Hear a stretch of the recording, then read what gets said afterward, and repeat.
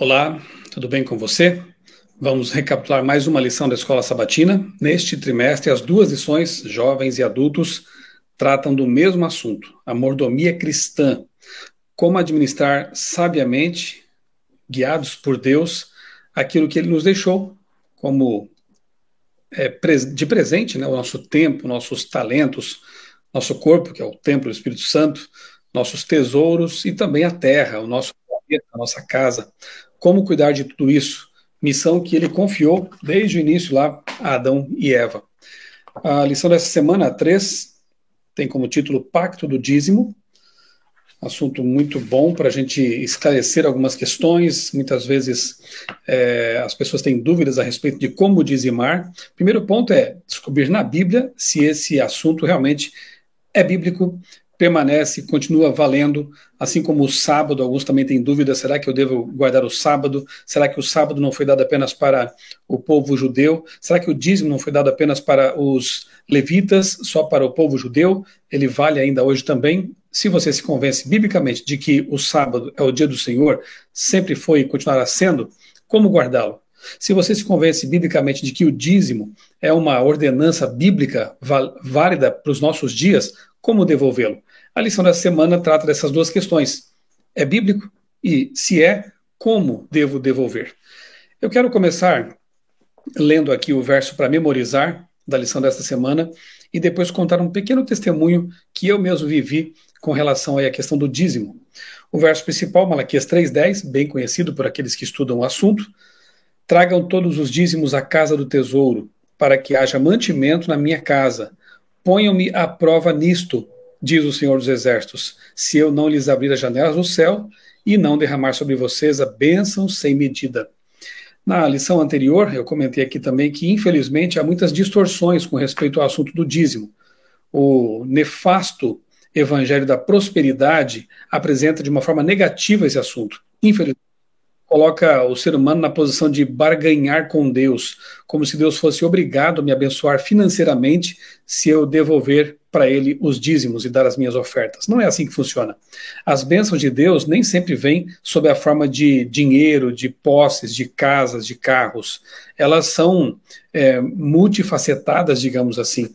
E, com certeza, a bênção da saúde, a bênção da paz, a bênção do contentamento e outras formas mais com que Deus nos abençoa estão incluídas aqui nesse pacote de bênçãos. Então não pensemos que o dízimo é uma espécie de investimento na bolsa de valores e com garantia certa de que o lucro virá. Não é assim que funciona. Mas Deus sim se coloca à prova neste verso. Ele diz: façam prova de mim se eu não lhes abrir as janelas dos céus e derramar sobre vocês bênçãos sem medida. A minha experiência, né, o meu pequeno testemunho é o seguinte: eu entendi o assunto do dízimo quando me tornei adventista do sétimo dia, quando estudei a Bíblia mais profundamente, com mais atenção, e esse foi um dos assuntos que me surpreenderam ao descobrir como funciona. E eu entendi pela Bíblia que sim, nós temos o dever de devolver para Deus, sim, a palavra é devolver, porque 10% da nossa renda não nos pertencem, pertencem a Deus.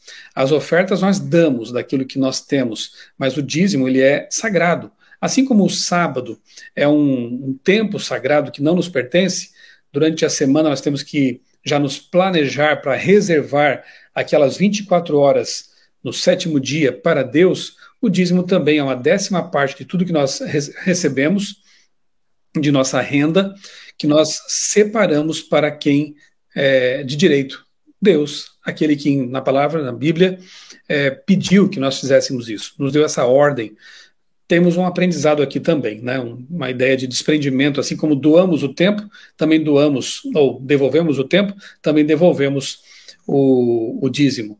A oferta, no que diz respeito ao tempo, eu poderia comparar da seguinte forma: dar estudos bíblicos, pregar o evangelho, fazer alguma obra para a igreja, para o semelhante, durante a semana, no tempo que é meu, seria equivalente à oferta.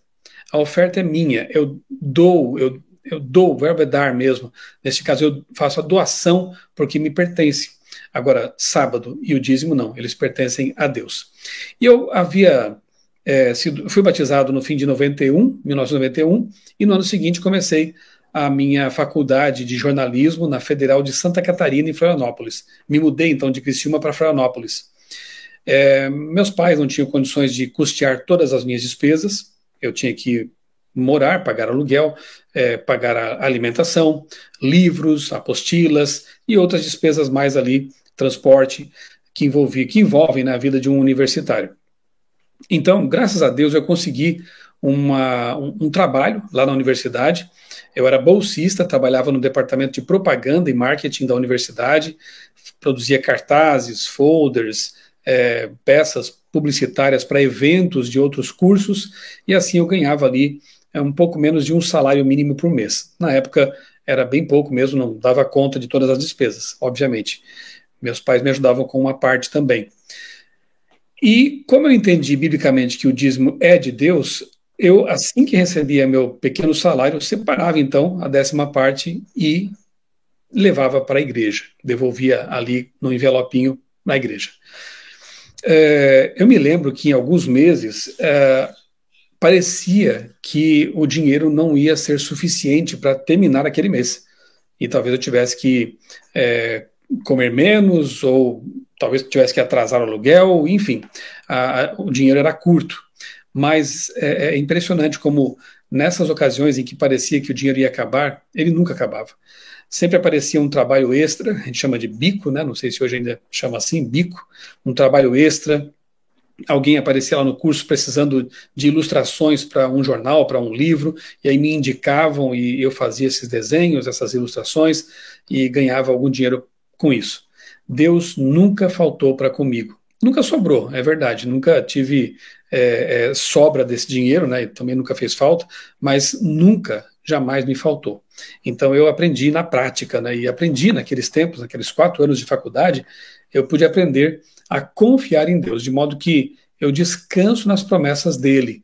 Se Deus entende que eu não preciso ter, talvez, aquilo que eu imaginei que pudesse ter e que me faria feliz ou que me daria contentamento, eu me submeto. Deus cuida das minhas finanças, Deus cuida da minha vida. E, repito, eu aprendi isso no tempo da faculdade, quando os recursos eram tão escassos, mas nunca me faltaram. Então, vale a pena ser fiel. E devolver com alegria, sabendo que, mesmo que seja pouco, aquele pouco unido a outros pouquinhos vai se somando e esse recurso todo vai ajudar na pregação do Evangelho, na obra de Deus aqui na Terra. Não tem investimento melhor do que esse, promover a obra de Deus na Terra, essa obra que tem como objetivo salvar pessoas para o reino de Deus e preparar uma geração para a volta de Jesus. Esse é o melhor investimento que podemos fazer, sem sombra de dúvida. Ellen White escreveu: exigia-se que as pessoas oferecessem a Deus dádivas com fins religiosos antes mesmo de o sistema definido fosse dado a Moisés, já desde os dias de Adão. Então a questão de ofertas e mesmo o dízimo, né, como a lição de domingo aqui ela explica, vem de antes mesmo do ritual ali do santuário, das leis cerimoniais e lei moral também dada no Monte Sinai, assim como o sábado antecede o Sinai, em Êxodo 16, nós vemos ali Deus ensinando o povo com aquele fenômeno do maná, caía todos os dias a porção exata para aquele dia, na sexta-feira caía em dobro e no sábado não caía. Deus ensinando o povo com respeito ao sábado antes do Sinai, de Êxodo 20 ali, né? Lá na criação já é mencionado o sábado, então o sábado não foi dado apenas para o povo judeu, é para todo aquele que quer ser fiel a Deus, quer seguir a palavra de Deus. Assim também o dízimo. Antes mesmo de Moisés, nós vemos aqui que Abraão, Jacó, já tinham, né, essa prática, já tinham essa crença e devolveram o dízimo, né? Aqui fala de Abraão e Melquisedeque, o sacerdote rei, né, de Salém. Abraão ele devolve para Melquisedeque todo o seu dízimo, né? Jacó também prometeu a Deus de ser fiel nos dízimos. Então, repito, essa prática ela antecede o Sinai e as orientações específicas que Deus deu para o povo judeu. Portanto, assim como o sábado, o dízimo não é só para o povo judeu. O Senhor será o meu Deus, e de tudo que me concederes, certamente te darei o dízimo, disse Jacó lá em Gênesis capítulo 28. Porque é importante entender que o dízimo, assim como o sábado, não teve origem no antigo sistema legal ou religioso israelita. Vivendo depois da cruz, que mensagem devemos tirar dessa verdade? A lição não traz esse texto, mas eu sempre me lembro daquelas palavras de Cristo, quando diz assim para os fariseus, né?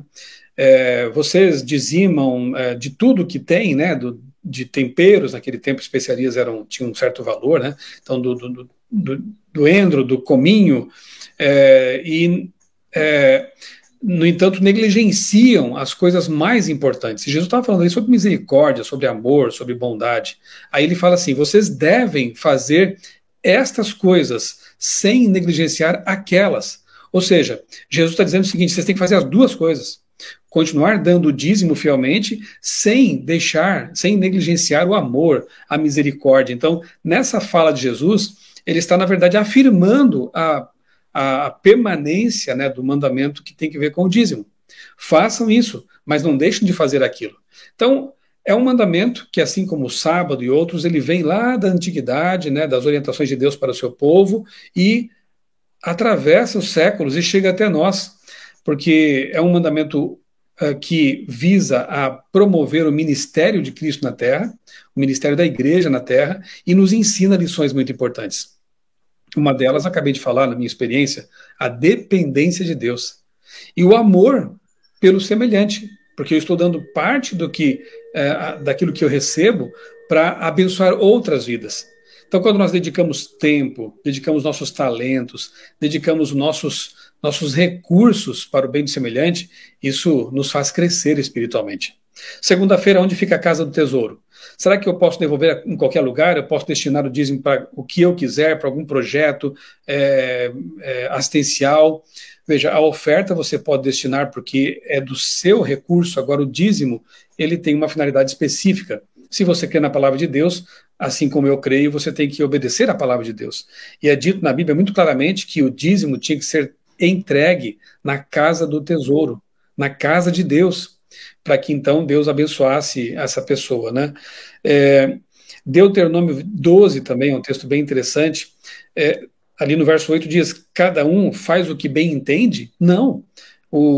Deus é quem indicou o local onde deveriam ser feitas os holocaustos e também entregue os dízimos, o santuário, o templo, a casa de Deus.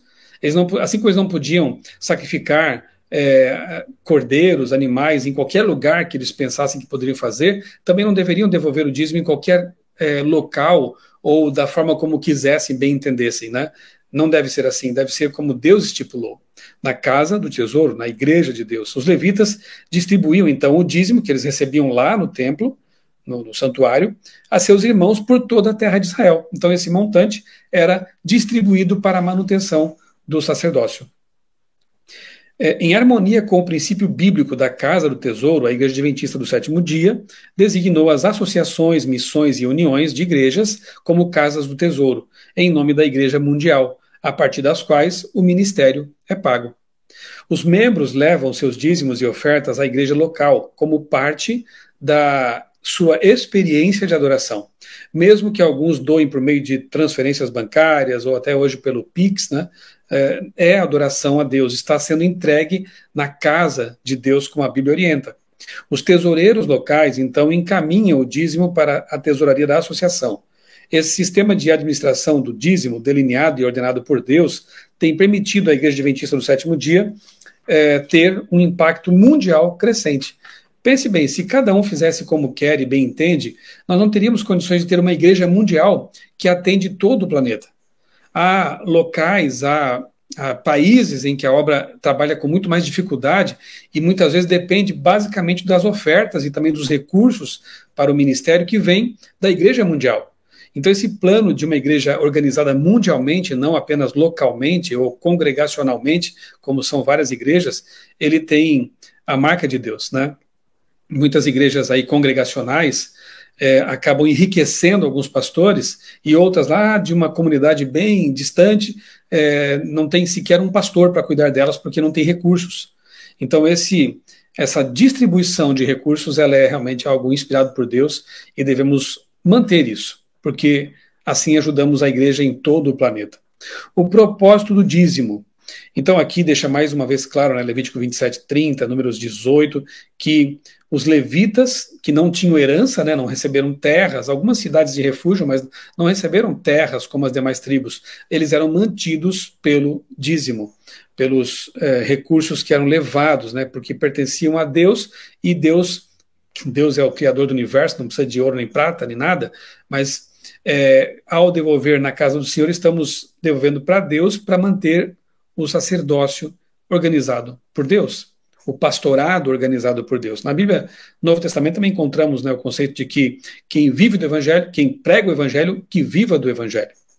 O dízimo deve ser usado para sustentar o ministério evangélico. E Atos 20:35, né, fala que mais bem-aventurado é aquele que dá do que o que recebe. Então, realmente, como eu disse há pouco, né, é uma alegria poder separar a 10ª parte, né, o dízimo do que nós recebemos, da nossa renda, do nosso salário, sabendo que esse recurso vai ser empregado para algo bom, guiado por Deus. Quando parecer que todo mundo está contra nós, será de suma importância ter desenvolvido confiança na providência no poder e no amor de Deus. A fidelidade nos dízimos certamente pode ajudar a desenvolver essa confiança. Mesmo antes disso, é crucial que todos nós aprendamos a confiar em Deus, independentemente da situação. Então, o dízimo, assim como o sábado também, né, são formas de nós aprendermos a confiar em Deus. Ah, vai faltar, e aqui a lição apresenta, por exemplo, o caso da viúva de Sarepta, né? Mas entregar primeiro para o profeta e nós vamos ficar sem. Vai faltar. Se eu não trabalhar no sábado, eu vou perder um bom emprego, vou ficar sem recursos. Você confia em Deus ou não? Deus é o criador do universo, é o criador de todos os recursos do mundo, do universo. Será que ele vai deixar um filho dele passar fome, ficar privado do básico, pelo menos ali, porque foi fiel a ele? Eu não consigo crer nisso. Não posso imaginar um Deus tão cruel, tão sádico. Ele manda você guardar o sábado e depois deixa você ficar desempregado por causa do sábado, ou sofrendo, ou passando fome. Ele manda devolver o dízimo e depois deixa você numa situação complicada, sem ter com que se sustentar ou a família. Deus não é assim. Se Deus ele dá uma ordem em sua palavra, ele nos habilita a cumprir essa ordem, mas temos que ter fé. Temos que confiar que, assim como estamos fazendo a nossa parte, Deus vai fazer a dele.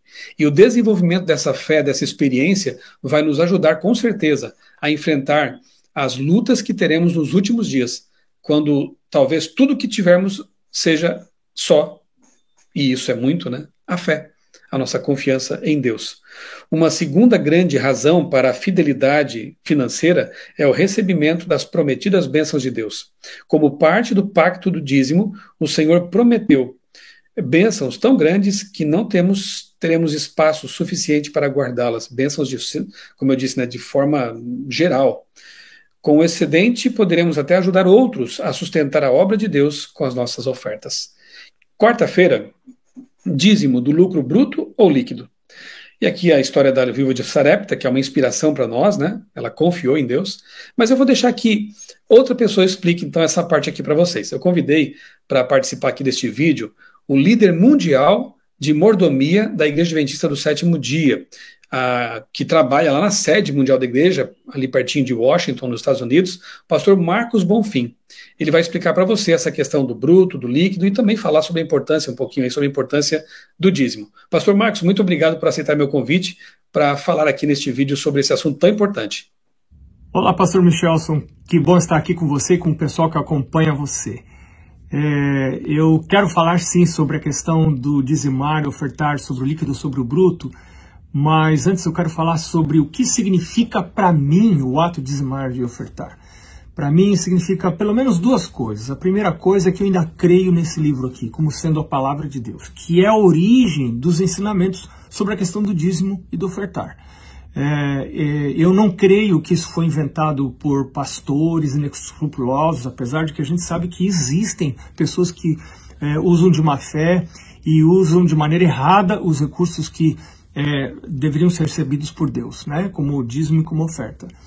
A outra coisa que diz para mim, quando eu estou dizimando, diz para mim mesmo e diz também para os anjos dos dois lados, né? Do lado do mal e do lado do bem, é que eu creio no sobrenatural. Eu creio que existe um Deus no céu que ele me sustenta, porque de outra forma seria um tolo, né? Você pegar 10% do seu salário como dízimo, mais outra porcentagem como oferta, e você entregar assim de mão beijada toda vez que você recebe, ou você é um tolo, você é um trouxa, ou você está vendo coisas que outros olhos não enxergam, né? E eu, para mim, cada vez que eu faço isso, eu estou testemunhando que eu creio na existência de um Deus que controla a minha vida e que controla os negócios todos da minha vida, inclusive minha vida financeira. Eu tenho tido algumas experiências muito interessantes, que obviamente não tenho como contar aqui, pelo tempo curto desse momento que a gente está, né?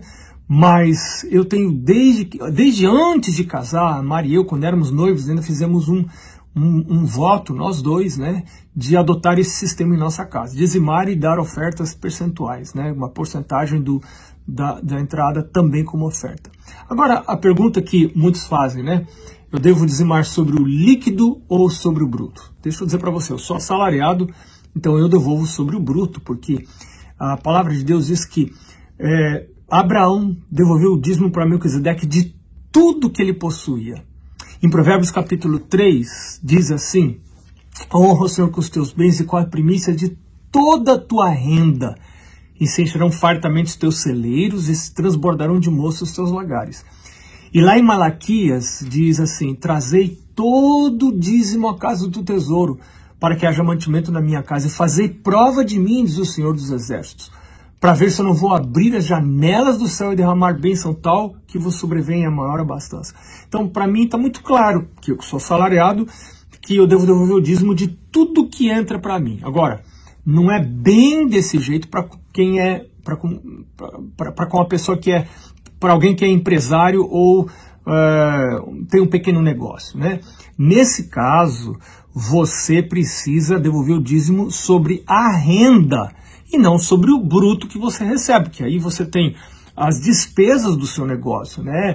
Você tem mão de obra que você tem que pagar, você tem não sei que tipo de negócio você tem. Então, você vai devolver o dízimo sobre o lucro. E geralmente quem tem um negócio e é sério no gerenciamento do negócio, ele retira do negócio um salário que o seu próprio negócio paga para ele mesmo. Ele não vive do negócio, ele vive do salário que o negócio paga para ele. Então você devolve o dízimo do salário que você recebe do seu negócio. Porque se você for metendo a mão no seu negócio para viver do seu negócio, você vai matar a sua empresa, você vai matar o seu negócio. Então pague para você um salário, viva dentro desse salário, senão você vai acabar matando o seu negócio. E então, do negócio, uma vez por ano, você calcula se houve lucro ou se não houve lucro. Se houve lucro, né, então você vai devolver o dízimo sobre o lucro ao final do ano. Bom, se a gente devolve, se a gente paga imposto sobre o bruto, e o governo sabe muito bem o que é a nossa renda, né? Por que eu vou fazer diferente com o governador do universo? Deus abençoe você aí. Um abraço aí, Michel. Muito obrigado, pastor Marcos Bonfim, por explicar para nós esse ponto e também trazer aí palavras de motivação para que sejamos fiéis, mordomos fiéis. E a lição termina aqui na parte de quinta-feira com o título Um dízimo honesto e fiel. 1 Coríntios 4, 1 e 2. Que os encarregados sejam fiéis. Os que estão encarregados da obra de Deus devem ser fiéis, devem lidar com esse dinheiro sagrado de modo fiel, sabendo que estão mexendo com algo que pertence a Deus e à igreja de Deus aqui na terra. O dízimo não é arbitrário da nossa parte. O dízimo e a casa do tesouro são nossa responsabilidade. Não definimos os parâmetros, Deus o faz. Se eu não devolvo 10% do meu lucro, na verdade não devolvo o dízimo. E se eu não levo esses 10% para a casa do tesouro, tampouco estou devolvendo o dízimo. Temos que ser fiéis no percentual, na constância e no local também, porque tudo isso foi determinado por Deus. Mateus 25, 19 a 21. Quando seremos chamados a prestar contas de nossa maneira de administrar o que é de Deus, o que será dito aos fiéis? Aí aquela parábola, né, do senhor que se ausenta, deixa ali alguns recursos com alguns de seus servos, um deles com medo enterra, não faz aquilo render, o outro faz render um pouco, o outro faz render até mais. E quando o Senhor volta, ele chama de fiéis aqueles que fizeram seus recursos aumentarem, renderem. Então que nós possamos um dia ouvir também dos lábios de Cristo essa frase, né, linda, né? Bem está, servo bom e fiel. Tu foste fiel. Então que nós possamos ser fiéis a Deus em tudo. Não seletivos, né, escolhendo da Bíblia aquilo que mais nos agrada, aquilo que nos é conveniente. Não, nós temos que ser inteiramente fiéis àquilo que Deus estabeleceu em sua palavra. E se o dízimo, assim como o sábado, é um princípio que permanece, que vem de antes até do povo judeu, nós devemos ser fiéis nisso aí. Com certeza Deus vai nos abençoar e nos mostrar que vale a pena ser fiéis. Vamos orar? Amado Deus, bondoso Pai, muito obrigado, Senhor, por esta lição que nos ensinou, que nos fez recordar a importância do dízimo sagrado, da finalidade dele, do local em que ele deve ser empregado, devolvido. Ó Deus, abençoa a tua igreja em todo o mundo, que esses recursos sejam sabiamente empregados, com responsabilidade, com fidelidade, para que a obra possa avançar em todos os cantos deste planeta. Ajuda-nos a ser fiéis e a confiar em Ti. Nós oramos e agradecemos em nome de Jesus. Amém. Um grande abraço para você. Deus abençoe grandemente a sua vida e também a sua família.